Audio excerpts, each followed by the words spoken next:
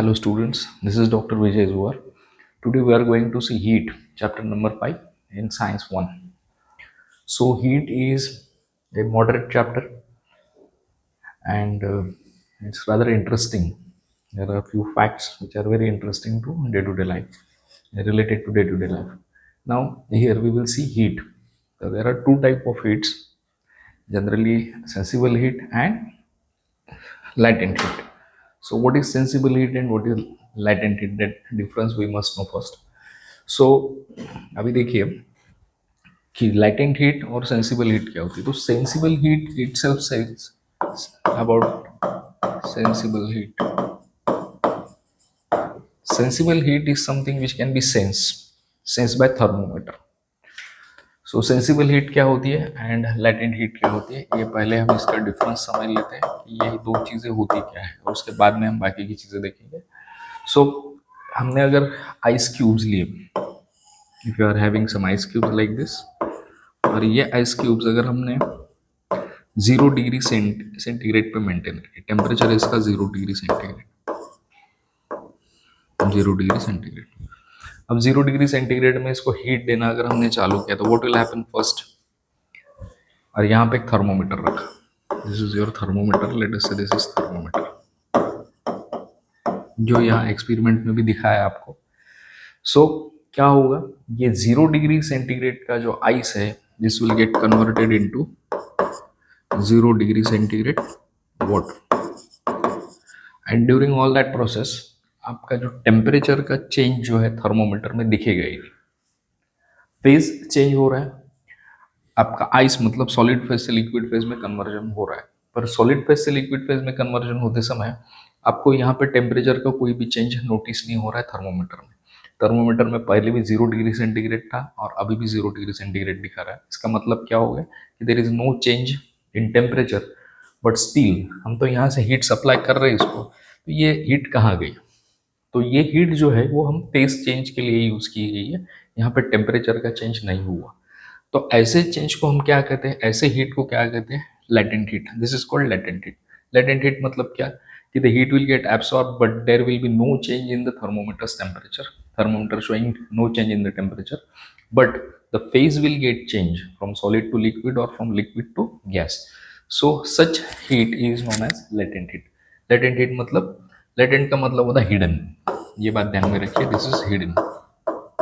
जैसे latent talent होता है, छुपा हुआ टैलेंट, उसी तरीके से ये हीट भी होती है, इसको लैटेंट हीट हम लोग कहते हैं। अब लैटेंट हीट के बाद में आता है सेंसिबल हीट। तो सेंसिबल हीट कब होगी? Now this what ice is get converted into 0 degree centigrade water. अब ये 0 डिग्री सेंटीग्रेड का वाटर है, 0 degree centigrade water. Now in this water आप इसको फिर से गर्म करिए। Now you will put a thermometer inside and you will see that there is a change in the thermometer as you supply the heat from the burner to the 0 degree centigrade water. और यहाँ पे ये raise होते जाएगा, कहाँ तक raise होते जाएगा? Up to 100 degree centigrade. जब तक ये पानी बॉईल होना शुरू नहीं होता तब तक के आपको चेंज नजर आएगा टेम्परेचर में, and this is known as sensible heat. Sensible heat is simply the heat that can be sense by thermometer is known as sensible heat. तो ये हो गया आपका बेसिक कॉन्सेप्ट लेटेंट हीट का और सेंसिबल हीट का। अब यहाँ पे आपको एक ग्राफ दिखाया गया, टेम्परेचर वर्सेस टाइम ग्राफ। सो टेम्परेचर वर्सेस टाइम ग्राफ में आपको ये बात नजर आएगी। आप देखिए, सबसे पहले ए बी, ये दो पॉइंट दिए, फिर बी सी एंड फिर सी डी। तो इसमें क्या होगा, ए बी में आपको दिख रहा है कि टेम्परेचर का कोई भी चेंज नहीं हो रहा। ए बी में हॉरिजॉन्टल लाइन है जो टेम्परेचर एक्सिस को पैरेलल चल रही है, या फिर 0 डिग्री सेंटीग्रेड मेंटेन रख रहा है टेम्परेचर। तो यहाँ पे क्या हो रहा है, ice plus water, solid plus liquid. जब आप लोग यहाँ से बी से लेके सी तक जाते हैं तो बी से लेके सी तक क्या होता है, सिर्फ लिक्विड वाटर रहता है। फिर सी से लेके डी तक क्या हो जाएगा, बॉइलिंग वाटर प्लस वेपर, ऐसा रहेगा। तो आप यहाँ देख सकते हैं कि यहाँ टेम्परेचर चेंज नहीं हो रहा, ए से लेके बी तक टेम्परेचर चेंज नहीं हो रहा, तो ये कौन सा हीट हो गया, this is latent heat. Again आप देख रहे हैं सी से लेके डी तक there is no change in temperature, 100 degree centigrade maintain है, यहाँ 0 डिग्री सेंटीग्रेड मेंटेन है। तो इसको भी क्या कहेंगे हम, लेटेंट हीट। ये भी है लेटेंट हीट। और ये जो बी और सी के बीच में का हिस्सा है that is nothing but the sensible heat which can be sense by thermometer. अब देखिए यहाँ पे डेफिनेशंस दी है आपको, this definitions are important. Amount of heat energy absorb at a constant temperature by unit mass of solid convert into gas liquid phase is called specific latent heat of fusion. अब यहाँ पे generally amount of heat energy absorb at constant temperature, this word is very important, sentence is this two words are very important. Constant temperature, constant temperature में मतलब यहाँ पे temperature का कोई change आपको नजर नहीं आएगा. थर्मोमीटर आपको जो टेम्परेचर दिखाया, जैसे फॉर एग्जांपल यहाँ पे 0 डिग्री सेंटीग्रेड से 0 डिग्री आइस से 0 डिग्री सेंटीग्रेड वाटर दिखाया था, वहाँ पे टेम्परेचर का कोई भी सेंस नहीं था, आपको कोई चेंज नजर नहीं आया था. तो ये वो बात कर रहे हैं कि eight constant temperature by unit mass of a solid. अब यूनिट मास ऑफ सॉलिड का मतलब क्या होता है, आप एक स्पेसिफाइड वेट लेंगे, just for example 1 kg of ice ले लिया आपने, 1 kg ऑफ आइस ले लिया, तो इसको हम यूनिट मास बोलेंगे. और ये 1 kg of mass heat absorb करेगा और that will get converted into 1 kg of 0 degree centigrade water ऐसे. तो दिस इज द डेफिनेशन, इसको कहते हैं specific latent heat of fusion. अब दूसरा है the amount of heat energy absorb at a constant temperature by unit mass of a liquid to convert into gaseous phase is called the specific latent heat of vaporization. तो इसमें भी constant temperature, these two words are important, क्योंकि यहाँ पे भी temperature change नहीं होगा. 100 degree centigrade का वाटर रहेगा and it will completely get converted into 100 degree centigrade of vapour, water vapour. So temperature same ही रहेगा, 100 डिग्री सेंटीग्रेड ही रहेगा, पर आपका जो भी हीट एब्सॉर्ब हो रहा है वो सारा का सारा क्या में यूटिलाइज हो रहा है, फेज चेंज में. पहले लिक्विड फेज था, वाटर एट 100 डिग्री सेंटीग्रेड, और वही फिर क्या में कन्वर्ट हो गया 100 डिग्री सेंटीग्रेड वाटर वेपर में. तो फेज का चेंज हो गया from liquid state to gaseous state and that's why it is called as specific heat of specific latent heat of vaporization. ये वेपराइजेशन का हो गया. अब उसके बाद में रिजिलेशन. अभी रिजिलेशन जो है, ये जैसे मैंने पहले ही बताया था कि ये डे टू डे लाइफ से कंसर्न है चीज़ें. रिजिलेशन का क्या कॉन्सेप्ट है कि अगर आप आइस को, जैसे सब लोगों ने आइस गोला खाया होगा या स्नोफॉल में अपने आइस बॉल्स, ये स्नो बॉल्स बनाए होंगे, तो ये स्नो बॉल्स कैसे बनते हैं, आप स्नो कलेक्ट करिए और उसको प्रेस करिए ऐसा, और वो प्रेस करने के बाद क्या होता है, वो जैसे आप उसको प्रेस करेंगे तो प्रेशर अप्लाई होगा आइस पे और वो आइस मेल्ट हो जाएगा ड्यू टू योर प्रेशर. और फिर जब आप उसको छोड़ दोगे, at that moment itself it will get solidified once again. तो इस तरीके से वो आइस बॉल बनता है. जैसे आइस गोला हम लोग खाते हैं, तो आइस गोला में क्या करते हैं हम लोग, that grating of the ice is done. जब वो सारे पीसेस बन जाते हैं आइस के या पाउडर बन जाता है, तो पाउडर लेने के बाद वो क्या करता है, आइस गोला वाला हाथ पे रख के ऐसे गोला प्रेस करता है. प्रेस करेगा तब क्या हो जाएगा, आइस मोमेंटरीली मेल्ट हो जाएगा, और जैसे वो रिलीज करेगा प्रेशर उस पर सा, वो फिर से सॉलिड बन जाएगा. तो this is the same thing. अब यहाँ पे ये आपको पिक्चर दिखाया गया है, यहाँ देखिए रिजुलेशन का. तो यहाँ पे क्या कर रहा है, दिस इज आइस स्लैब, और ये आइस स्लैब पे हमने क्या किया, एक वायर डाला है, इधर एक वेट और इधर एक वेट, ऐसे दो वेट उसको लगाया गया. अब ये जैसे आप आइस पे रखोगे तो ये आइस के अंदर पेनिट्रेट होना चालू हो जाएगा. ये वायर आइस के अंदर पेनिट्रेट क्यों हो रहा है, क्योंकि जैसे इस पर प्रेशर आएगा आइस पे वायर का, तो वैसे वो दैट मोमेंट वो मेल्ट हो जाएगा. मेल्ट हो जाएगा तो it will get inside the ice slab, वो क्या हो जाएगा, वैसे पेनिट्रेट होते जाएगा. और जैसे वो अंदर जाएगा तो ऊपर का जो आइस है उसमें का प्रेशर कम हो जाएगा, तो क्या हो जाएगा, वो फिर से सॉलिड बन जाएगा. ऐसे करते करते करते ये पूरा का पूरा वायर आइस स्लैब के आर पार चला जाएगा, थ्रू हो जाएगा, और क्या हो जाएगा, आइस का स्लैब एज इट इज रह जाएगा.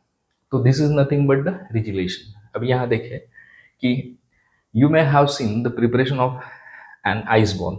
First, an ice slab is shredded, and then the shredded ice is pressurized around the tip of the stick to prepare ice ball. How does the shredded ice convert into the solid ice ball? Two small pieces of the ice are taken and pressed against each other for a while. They will stick to each other. अब ये कैसे होता है कि जैसे हमने pressure apply किया, तो प्रेशर अप्लाई करता बराबर क्या हो जाएगा कि आइस मेल्ट हो जाएगा, और जैसे आप प्रेशर रिलीज कर देते हो वो इमीडिएटली सॉलिडिफाई हो जाएगा. तो ड्यू टू दिस प्रोसेस ये wire will pass through the slab and the slab will remain intact. So this is how the regulation process takes place. अभी देखना है हमको anomalous behavior of water. This is very important. In general, when the liquid is heated up to a certain temperature, it expands and when cooled it contracts. ये तो common चीज़ है कि कोई भी चीज़ को अगर आप गर्म कर दे तो चाहे हवा ही क्यों ना हो, उसको गर्म कर दिया तो एक्सपांड हो जाती है, और ठंडी हो जाए तो वो कॉन्ट्रैक्ट हो जाती है। तो इसीलिए कैसा रहता है कि विंडोज नीचे रहती है जहाँ से ठंडी हवा अंदर आ सके, और वेंटिलेटर्स ऊपर रहते हैं, तो वेंटिलेटर से गर्म हवा बाहर जाती है और विंडो से ठंडी हवा अंदर आती है। तो ये वेंटिलेशन का एक कॉमन सिस्टम रहता है हर घर में। वैसे ही यहाँ पे भी ये तो कॉमन ऑब्जर्वेशन है हमारा, but where water is different. तो यहाँ देखते हैं हम लोग, water however shows a special and exceptional behavior.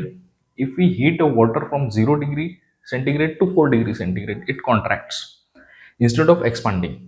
At 4 degree centigrade its volume is minimum due to contraction, क्योंकि 4 डिग्री तक क्या होगा, 0 डिग्री से 4 डिग्री तक वो कॉन्ट्रैक्ट होना चालू हो जाएगा, मतलब उसका वॉल्यूम कम होगा।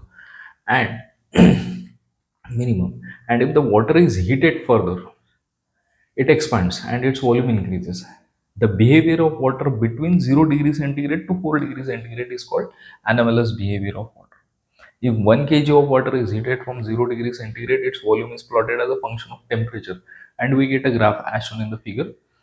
ये देखिए, अब यहाँ क्या है, एक स्पेसिफिक वॉल्यूम है। स्पेसिफिक वॉल्यूम का मतलब होता है 1 ग्राम अगर आपने लिया तो उसका कितना सेंटीमीटर क्यूब वॉल्यूम रहेगा। मान लो आपने 1 ग्राम पानी लिया है तो उसका कुछ स्पेसिफाइड वॉल्यूम तो रहेगा। अब जैसे आपने इसको ठंडा करना चालू कर दिया, गर्म करना चालू कर दिया, initially it was at 0 degree centigrade, so 0 degree centigrade से जैसे आप टेम्परेचर बढ़ाना चालू कर दे up to 4 degree centigrade, what will happen, its volume will keep on decreasing. Volume decrease होते जाएगा, कहाँ तक, 4 डिग्री सेंटीग्रेड तक। At 4 degree centigrade the water will have minimum volume, and after that it will continuously keep on increasing. आप देख सकते हो कि जैसे जैसे टेम्परेचर आपने बढ़ाया वैसे वैसे ये स्पेसिफिक वॉल्यूम भी बढ़ते जाएगा। मतलब 1 ग्राम का वॉल्यूम जितना था 4 डिग्री सेंटीग्रेड पे, उससे ये सारे वॉल्यूम ज़्यादा ही रहेंगे, और उसके कम भी टेम्परेचर में जाओगे तो आप उसका वॉल्यूम ज़्यादा ही रहेगा। मतलब 4 डिग्री सेंटीग्रेड पे वाटर का वॉल्यूम मिनिमम रहता है, ये बात आप ध्यान में रखिए।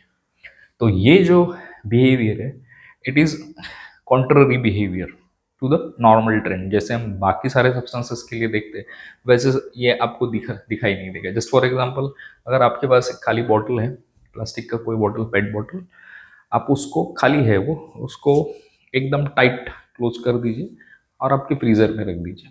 What will happen, after few hours you will see that it implodes. Implodes का मतलब क्या होता है, वो अंदर की ओर चला जाता है उसका सारा surface, that is called as implosion. तो इम्प्लोड हो जाता है मतलब क्या हो गया कि इनिशियली उसमें कुछ एयर फिलअप था, एयर था उसके अंदर प्रेजेंट, बट क्या हुआ कि ठंडी के कारण वो एयर कॉन्ट्रैक्ट हो गया, वॉल्यूम कम हो गया। अब वॉल्यूम कम हो जाने की वजह से वो बॉटल इम्प्लोड हो गया।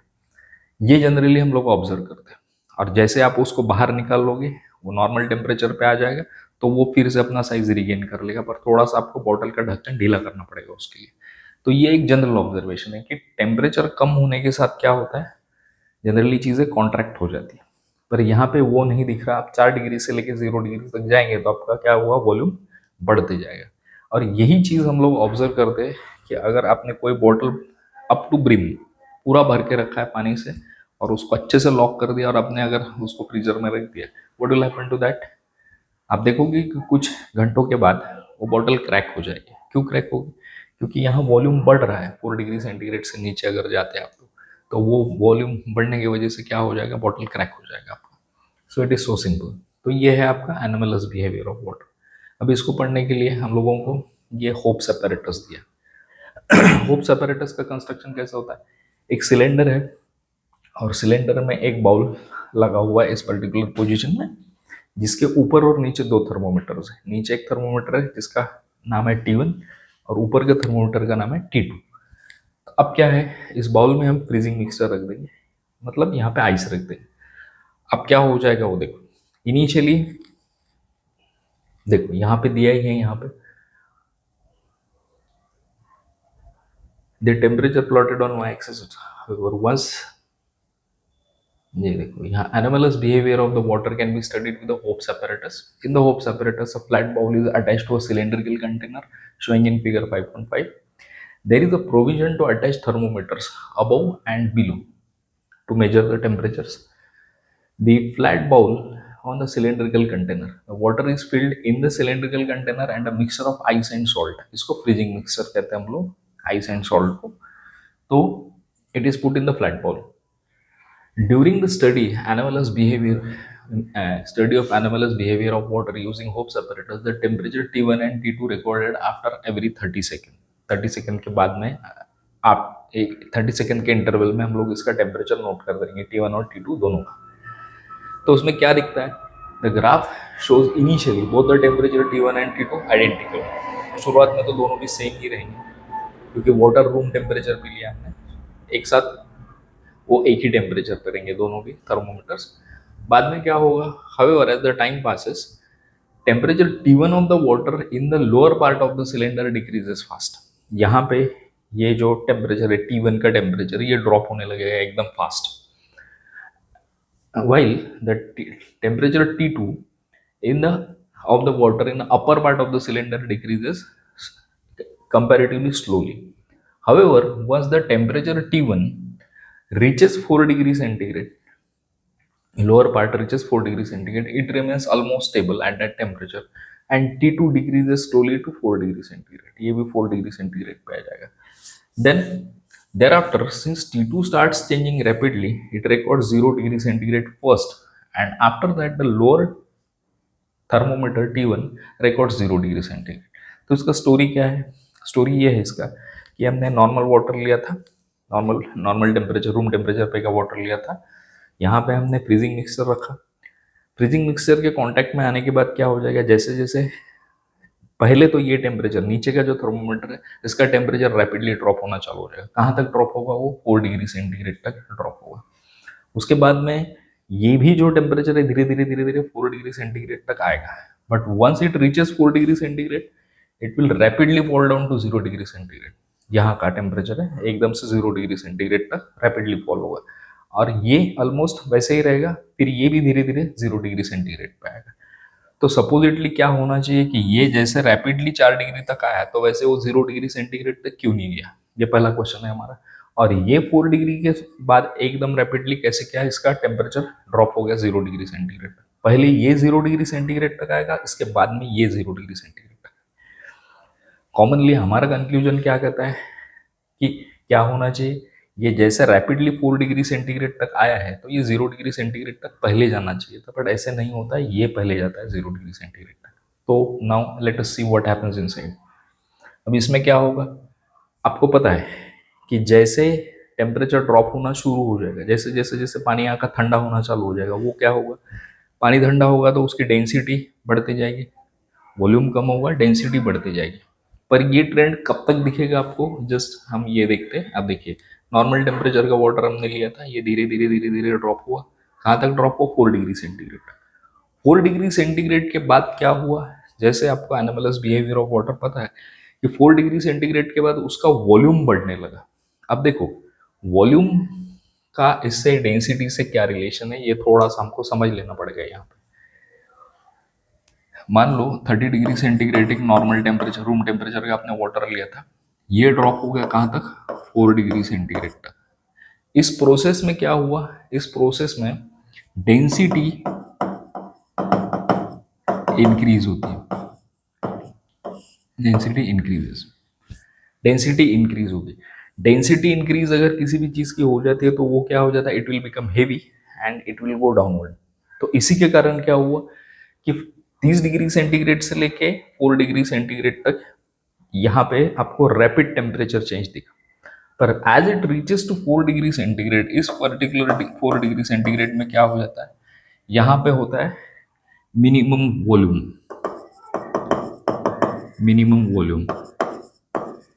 Of water. Minimum volume of water अगर होता है तो वॉल्यूम अगर मिनिमम हो जाता है तो डेंसिटी क्या हो जाती है? इसकी डेंसिटी कम हो जाती है. Density decreases.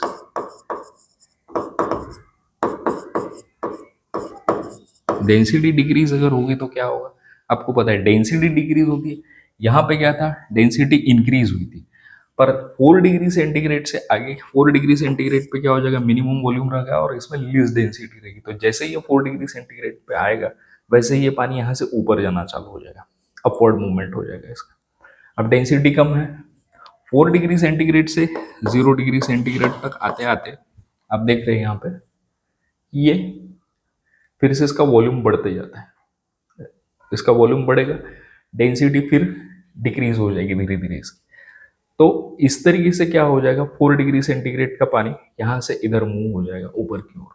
तो यहाँ देखिए, यहाँ लिखा है initially the temperature of the water in the middle of the cylinder lowers due to freezing mixture in the outer wall.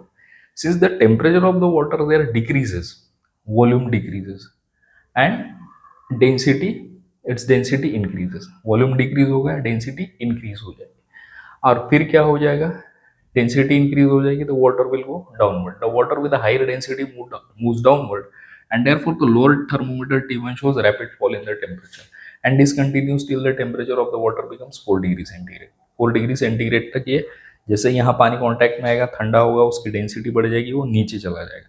यहाँ नीचे चले जाने के बाद कब तक ये नीचे जाते रहेगा, जब तक ये 4 डिग्री सेंटीग्रेड टेम्परेचर अचीव नहीं कर लेगा। एक बार 4 डिग्री सेंटीग्रेड पे आ जाएगा, when the temperature of the water start decreasing below 4 degree centigrade, its volume increases and density decreases। Volume क्या होगा, इसके बाद में वॉल्यूम इंक्रीज होगा, वॉल्यूम इंक्रीज होगा, ये मिनिमम वॉल्यूम है 4 डिग्री सेंटीग्रेड का। और इसके आगे जब हम 0 डिग्री सेंटीग्रेड तक जाएंगे तो यहां से क्या हो जाएगा, इधर आगे वॉल्यूम इंक्रीजेस एंड डेंसिटी क्या हो जाएगी, डिक्रीज हो जाएगी। जैसे डेंसिटी डिक्रीज हो जाएगी तो क्या हो जाएगा, ये फ्लोट होना चालू हो जाएगा, पानी यहां से ऊपर जाना चालू हो जाएगा। और ऊपर जाके क्या होगा, therefore it moves upward in the upward direction and the temperature of the water in the upper part T2 therefore decreases rapidly to 0 degree centigrade. ठीक, ये 0 डिग्री सेंटीग्रेड तक डाउन हो जाएगा। The temperature of the water at a lower part T1 however remains at 4 degree centigrade for some time and then decreases slowly to 0 degree centigrade. तो ये ऐसे hopes apparatus work करता है। तो ये जो इतना पैरा है ये बहुत इंपॉर्टेंट है आप लोगों के लिए। और ये जो पॉइंट हमने देखा है यहाँ पे, ये भी काफ़ी इंपॉर्टेंट है कि 4 डिग्री सेंटीग्रेड पे वाटर का वॉल्यूम मिनिमम रहता है, ये बात ध्यान में रखना, क्योंकि इसी पॉइंट से चेंज होना चालू हो जाता है। यहाँ पे 4 डिग्री सेंटीग्रेड वाटर रीच करेगा और फिर अचानक क्या हो जाएगा, उसका वॉल्यूम बढ़ेगा तो डेंसिटी कम कम हो जाएगी और कम होने के कारण पानी ऊपर जाएगा। ज़्यादा डेंसिटी रही तो क्या हो जाता है, वो नीचे की ओर जाता है। जो भी डेंसिटी जिसकी ज़्यादा होगी किसी भी चीज़ की, जैसे एयर की डेंसिटी अगर ज़्यादा होगी तो it will come near to the earth surface, और जिसकी डेंसिटी ज़्यादा होगी तो वो ऊपर की ओर जाता है। आप समर सीजन में देखिए, जब भी आप पंखा चलाते हैं, फैन चलाते हैं, तो क्या होता है, आपको पहले गर्म हवा आती है। गर्म हवा क्यों आती है, क्योंकि सारी गर्म हवा रूम के अपर साइड में रहती है, और जितना भी टेम्परेचर रहता है तो टेम्परेचर का डिफरेंस रहता है अपर साइड में और लोअर साइड में। तो जैसे फैन, सीलिंग फैन चलाओगे तो सीलिंग फैन चलाते ही आपको पहले गर्म हवा लगेगी और उसके बाद में फिर नॉर्मल आपको फील होगा, पर इनिशियली तो हवा गर्म ही आएगी आपकी। और वो किस बात की वजह से आती है कि एयर की डेंसिटी कम होने, गर्म हवा की डेंसिटी कम होने के कारण गर्म हवा ऊपर जाती है और ठंडी हवा जो रहती है वो नीचे रहती है। So this is how it works. अब देखिए यहाँ पे भी क्या होता है, एक्वेटिक एनिमल्स। अब देखिए कोल्ड रीजन में क्या होता है, ये पिक्चर आपने देखी होगी बहुत बार एक्चुअली, और इसमें नेशनल जियोग्राफिक के जियोग्राफिक चैनल पे जनरली ये चीज़ दिखाते हैं, वो अंटार्कटिका का वगैरह सीन, जहाँ पे पूरा ये जो रहता है ओशन वो फ्रीज हो जाता है उस साइड का। तो फ्रीज होने के बाद क्या होता है कि जैसे कि ये एक्सपांड हो जाता है फ्रीज होने के बाद, तो एक्सपांड होने के कारण क्या हो जाता है कि it will seal this entire boundary, और ये बाउंड्री सील हो जाने के कारण क्या हो जाएगा, एक्सपांड हो जाएगा तो बाउंड्री सील हो जाएगी, और सील हो जाने के बाद क्या हो जाएगा कि जैसे कि आइस जो भी बनता है वो आइस की थर्मल कंडक्टिविटी कम रहती है, जिसके कारण क्या होता है कि बाहर की ठंडी अंदर नहीं आ सकती, क्योंकि it's a bad conductor of heat, so it will protect the water to get, water will not get affected by the outside cold. और ये क्या रहेगा, अंदर का पानी का टेम्परेचर कम रहेगा, ज़्यादा रहेगा कंपैरेटिवली, बाहर के टेम्परेचर से पानी का टेम्परेचर ज़्यादा रहेगा, और इसमें सारी फिशेस या एक्वेटिक लाइफ जो रहेगा वो इंटैक्ट रहेगा। अदरवाइज अगर वाटर का ये बिहेवियर ना होता था तो फिर क्या होता था, पूरा लेक या पूरा ओशन फ्रीज हो जाता था, और फ्रीज अगर हो गया रहता तो ये जितना भी एक्वेटिक लाइफ है उसके अंदर वो सारा का सारा फ्रीज होके खत्म हो जाता था। फिर जब आइस मेल्ट होता था तो सारी की सारी मछलियाँ मिलती तो थी बट वो सब मरी हुई, क्योंकि यहाँ पे फ्रीज हो जाता था तो मूवमेंट ही नहीं होता था किसी भी चीज़ का, तो वो सारी चीज़ें खत्म हो जाती थी. So this is how it becomes helpful to us. This anomalous behavior becomes helpful to us to protect the nature in the adverse conditions. अब देखिए ड्यू पॉइंट और humidity, this is yet another important point. What is due point and what is humidity? तो humidity क्या होती है? About 71% surface of the earth is covered with water, and due to constant evaporation of water vapor is always present in the atmosphere. The amount of water vapor in the atmosphere help us to understand the state of daily weather. The presence of water vapor in water make it moist, and the moisture in the atmosphere is called humidity. तो humidity का definition क्या है? The presence ये जैसा है, the amount of water vapor in the atmosphere is nothing but what? It's humidity. जो air में water vapour present रहता है वही ह्यूमिडिटी रहती है. और ये ह्यूमिडिटी रहती है इसीलिए हम सर्वाइव भी कर पाते हैं. अगर ह्यूमिडिटी नहीं रहती थी, वाटर वाटर वेपर मतलब एयर में ह्यूमिडिटी नहीं रहती थी, तो फिर क्या होता था? प्रॉब्लम ये हो गई थी कि हमारी सारी लोगों की स्किन फट जाती थी. अगर 0% वाटर वेपर हो गया एयर में, व्हाट विल हैपन? ये होता था कि हमारे बॉडी में का पूरा मॉइस्चर खत्म हो जाता था. पूरा मॉइस्चर अगर खत्म हो जाता तो क्या हो जाता था? हमारा स्किन पूरा ड्राई होके पूरे ब्लड वेसल्स हमारे क्रैक हो जाते थे और हम मर जाते थे. तो इतना सीवियर इफेक्ट हो सकता है अगर ह्यूमिडिटी जीरो होगी तो. कंप्लीट ड्राई एयर अगर हम लेते तो कंप्लीट ड्राई एयर में हम लोग सर्वाइव नहीं कर पाते. आप देखे होंगे कि विंटर सीजन में कई बार हमारे ओठों पे क्रैक्स आ जाती है, एड़ियों में क्रैक्स आ जाती है. वो किस बात की वजह से आती है? क्योंकि मॉइस्चर कम हो जाता है एयर में का, और एयर में का मॉइस्चर अगर कम हो गया तो हमारे बॉडी में का मॉइस्चर इवेपोरेट होके हमारी स्किन क्रैक हो जाती है. So this is how humidity is important for us. Now see, for a given volume of air at a specific temperature, there is limit on how much water vapor the air can contain. The amount if the amount exceeds this limit, the excess vapor converts into water droplets. And when the air contains maximum possible water vapor, it is said to be saturated with vapor at that temperature. The amount of vapor needed to saturate the air depends on the temperature of the air. If the air temperature is low, it needs less vapor to saturate. For example, if temperature of air is 40 degrees centigrade, it contains 49 grams of water vapor per kilogram of dry air without condensation. And if the amount of vapor exceeds this limit, the additional vapor will condense. However, if the temperature of the air is 20 degrees centigrade, it can contain only 14.7 grams of water vapor per kilogram of dry air without condensing. तो आपको ये दो limits दी है. आप देखिए 40 degree centigrade water air and 20 degree centigrade air, दो temperatures आपको दिए. At 40 degree centigrade, how much maximum amount of water vapor can be there in the air is 49 grams. ये 49 grams होती है. और at 20 degree centigrade it is 14.7 grams. तो अब आप देखिए कि जैसे जैसे टेम्परेचर इंक्रीज होते जाता है वैसे वैसे कैपेसिटी जो होती है वाटर वेपर होल्ड करने की एयर की वो बढ़ते जाती है. तो अभी देखिए ये है मैक्सिमम अमाउंट. मैक्सिमम अमाउंट है ये भी 20 डिग्री सेंटीग्रेड पे इतना मैक्सिमम अमाउंट है. इससे ज़्यादा अगर हो जाएगा तो क्या हो जाएगा? The water will get condense, और वाटर अगर कंडेंस हो गया तो वो ड्यू के फॉर्म में आपको मिल जाएगा. तो ये मैक्सिमम लिमिट होगी. अगर इतना मॉइस्चर एयर में है at 40 degree centigrade per KG of dry air, तो हम उसको क्या कहेंगे? This is called as saturated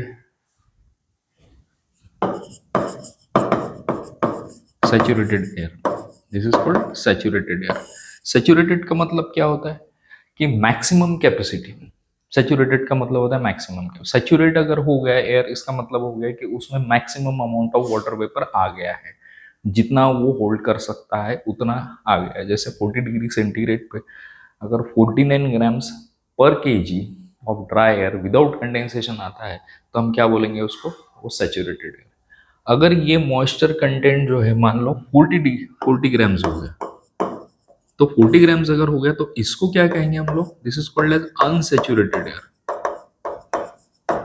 unsaturated air. Unsaturated air क्यों? क्योंकि still 9 grams of water vapour can accommodate at 40 degree centigrade. यहाँ पे 9 ग्राम्स कम है, इसका मतलब क्या हो गया? मैक्सिमम कैपेसिटी से कम है। तो मैक्सिमम कैपेसिटी से कम है तो उसको क्या कहेंगे हम लोग? अनसेचुरेटेड एयर कहेंगे। और अगर वो एग्जैक्ट 49 ग्राम्स है at 40 degree centigrade, then you can say it as a saturated air.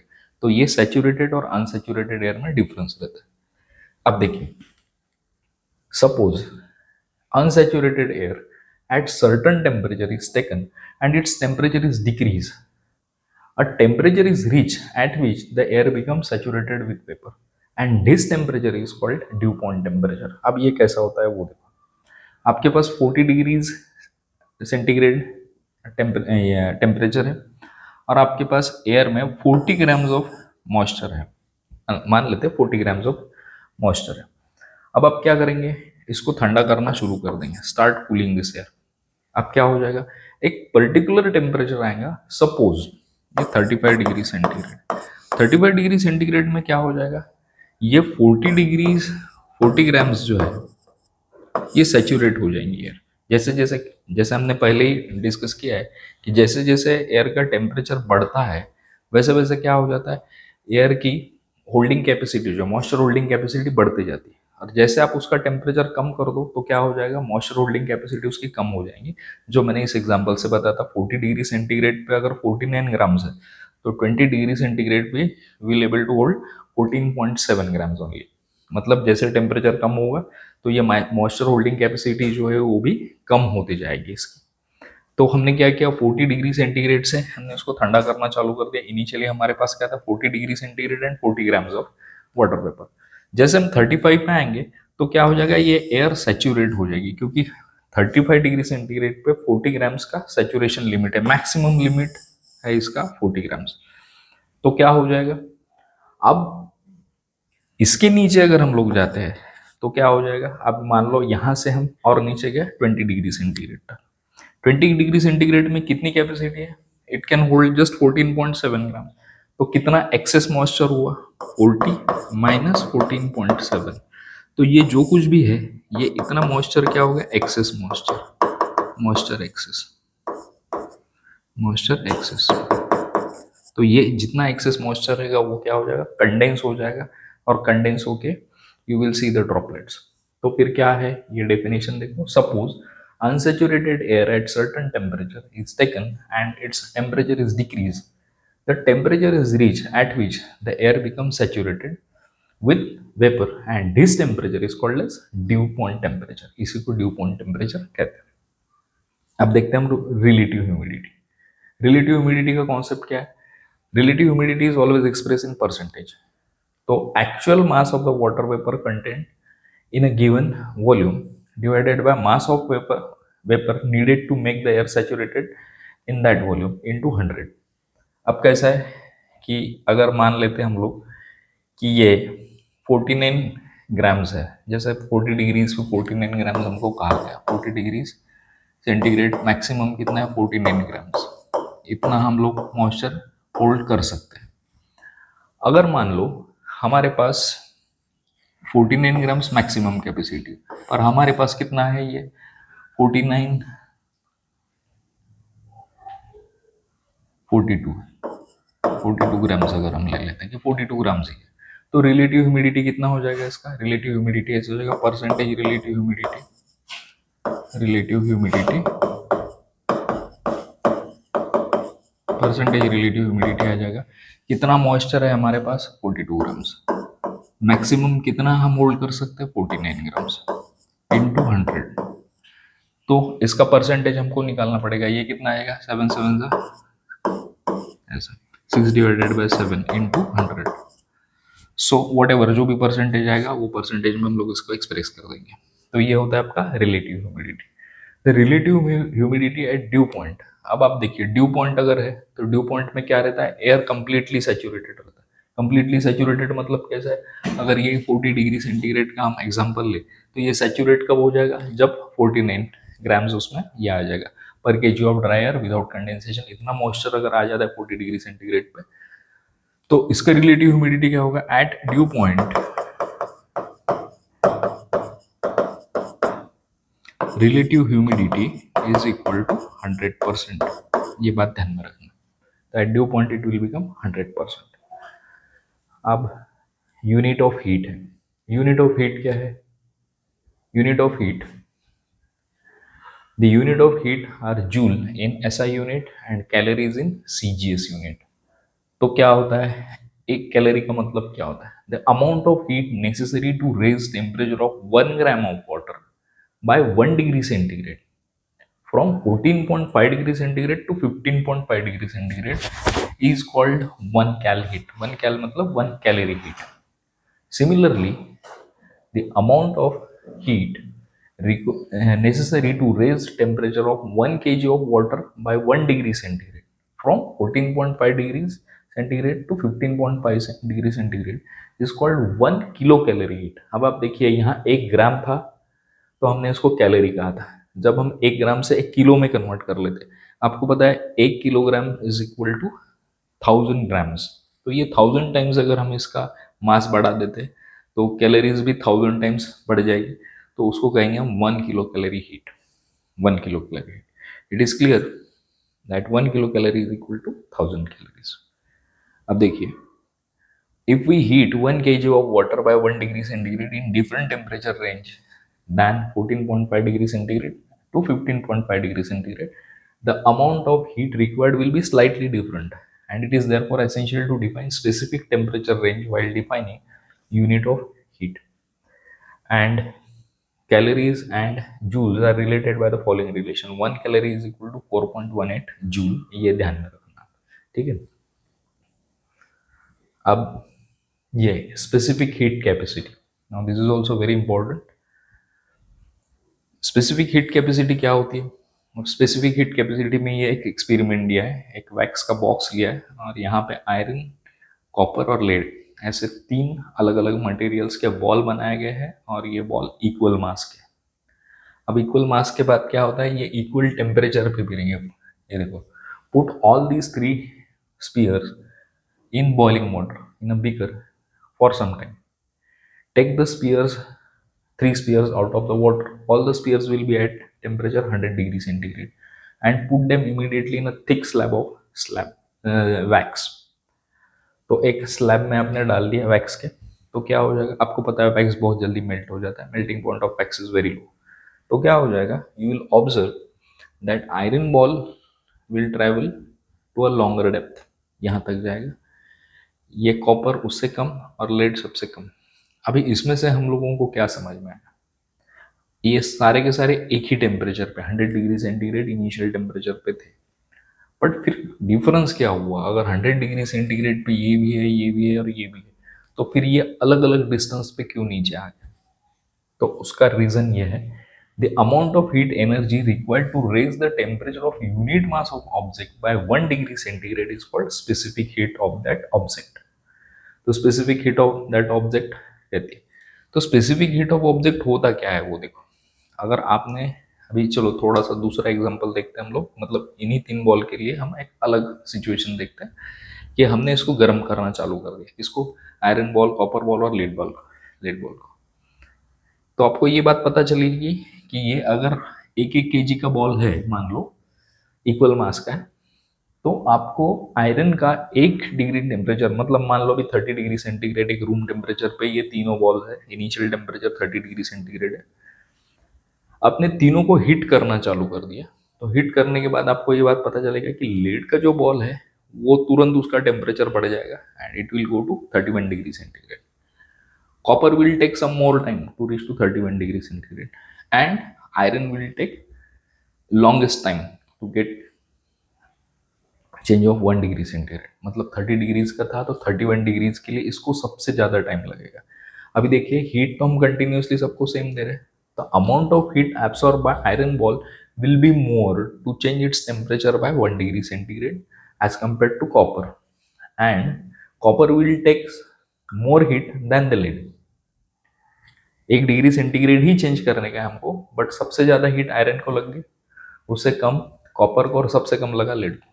तो ये क्या हो गया? ये डेफिनेशन वही कह रहा है कि amount of heat energy required to raise the temperature of unit mass of a object by 1 degree centigrade is called specific heat of that object.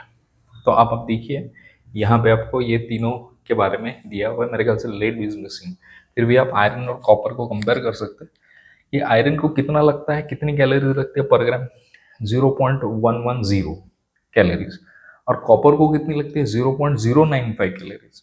तो इसका मतलब क्या हो गया कि copper will take less heat, lesser heat as compared to iron. Iron will absorb more heat to get its temperature change from by 1 degree centigrade, और उसके comparison में कॉपर को कम हीट लगेगी और लेड को सबसे कम लगेगी। तो यहाँ आप देख सकते हैं वाटर को सबसे ज़्यादा हीट लगती है लिक्विड में, कि वाटर को 1 कैलोरी लगती है 1 ग्राम के लिए, तो वो अपना टेम्परेचर चेंज कर देगा 1 डिग्री सेंटीग्रेड से। और यहाँ मर्क्यूरी को देखिए आप, तो मर्क्यूरी को 0.033 लगता है। तो अगर पानी और मर्क्यूरी आप कंपेयर करेंगे कि 1 किलो पानी ले लिया और 1 किलो मर्क्यूरी ले लिया, तो किसका टेम्परेचर सबसे ज़्यादा ये होगा, चेंज होगा, जल्दी चेंज होगा, वो मर्क्यूरी का चेंज होगा, because mercury absorbs lesser heat as compare to water. So water का स्पेसिफिक हीट जो है वो ज़्यादा है और मर्क्यूरी का स्पेसिफिक हीट कम है, ये उसका मतलब होता है। तो देखो यहाँ पे एक ये फॉर्मूला भी दिया है, if the specific heat of the object is C and mass of the object is m and if the temperature of the object is raised by delta t degree centigrade. अब ये temperature difference है, ये ध्यान में रखना, it's not temperature, its temperature difference. तो हमको अगर कोई चीज है, जस्ट फॉर एग्जांपल हमको 1 किलो मर्क्यूरी दिया हुआ है या 5 किलो मर्क्यूरी दिया है, let us suppose 5 kg of mercury is given to you, its heat capacity is given over here 0.033, और आपको टेम्परेचर चेंज करना है, मान लो अभी 30 डिग्री सेंटीग्रेड है and you have to raise its temperature to 35 degree centigrade. तो फिर क्या आ जाएगा, टेम्परेचर का डिफरेंस क्या है, 35 - 30, तो दिस इज 5 डिग्री सेंटीग्रेड। ये इसका स्पेसिफिक हीट दिया है 0.033 और मास दिया है 5 kg।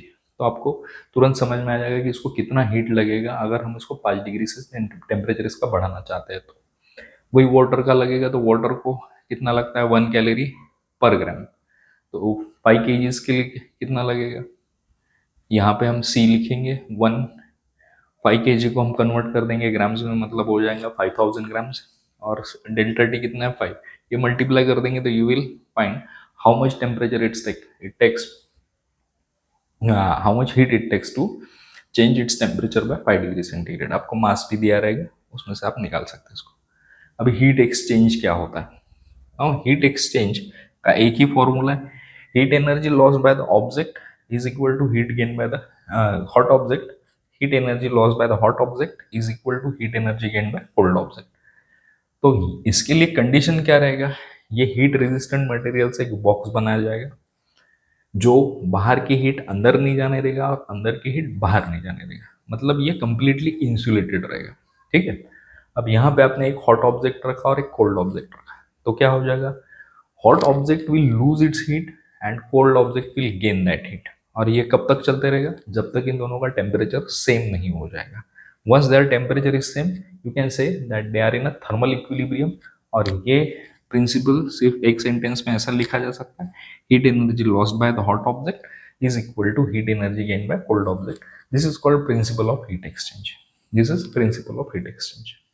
अब ये कैलोरीमीटर तो इतना इंपॉर्टेंट नहीं है, यहाँ पे कुछ न्यूमेरिकल दिया है आपको, आप देखिए how much heat is necessary to raise the temperature of 5 kg of water from 20 degree centigrade to 100 degree centigrade. अब यहाँ मास कितना दिया 5 kg। अभी आपको पता है कि वाटर का जो स्पेसिफिक हीट है वो कितना है 1 calorie per KG, 1 kilo calorie per KG per degree centigrade. Temperature का चेंज कितना हो रहा है, initially it was 100 degree centigrade, initially it was 20 degree centigrade, finally it was 100 degree, it will be 100 degree. तो क्या आएगा 100 - 20 is equal to 80 degree centigrade.